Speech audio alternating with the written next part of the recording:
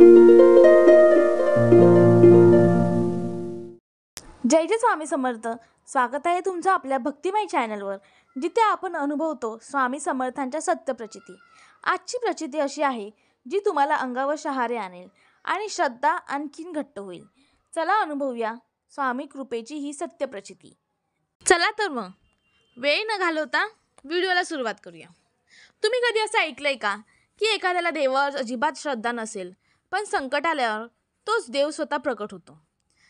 ही आहे एका अशा तरुणाची सत्यकथा, ज्याला स्वामी समर्थांवर विश्वास नव्हता, पण जेव्हा मृत्यूसमोर उभा राहिला तेव्हा स्वामी आले वाचवायला. त्या तरुणाचं नाव होतं निलेश. 28 वर्षाचा होता. पुण्यात राहत होता. त्याचा स्वभाव विज्ञानवादी होता. देवावर तर अजिबात विश्वास नाही आणि स्वामी समर्थांवर तर मुळीच नाही. निलेशला मित्रांकडून सतत सांगितलं जायचं, स्वामींचा जप कर, दर्शनाला चल त्यांच्या.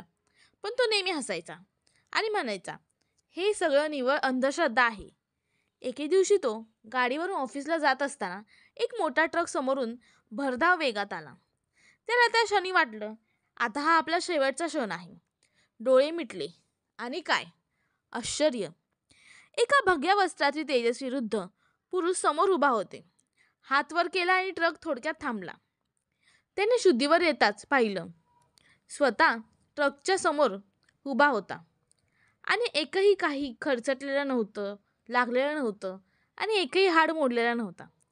पाठीवर कोणीतरी हात ठेवलेला जाणवला आणि कोणीतरी हळूच येऊन कानात म्हटलं, श्रद्धा ठेव, मी आहे ना.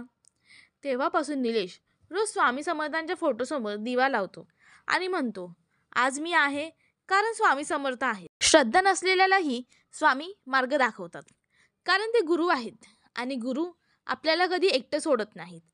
आज तुमच्या जीवनात संकट असेल, अडचण असेल तर डोळे मिटा आणि मनाने एकदा जय जय स्वामी समर्थ म्हणा. ते येतील आणि नक्कीच वाचवतील. तुमच्या या आयुष्यात अशी काही अद्भुत घटना घडली आहे का? कमेंटमध्ये नक्की लिहा. आणि अशा आणखीन सत्यप्रचितीसाठी चॅनलला सबस्क्राईब करा आणि व्हिडिओ शेअर करा. जय जय स्वामी समर्थ.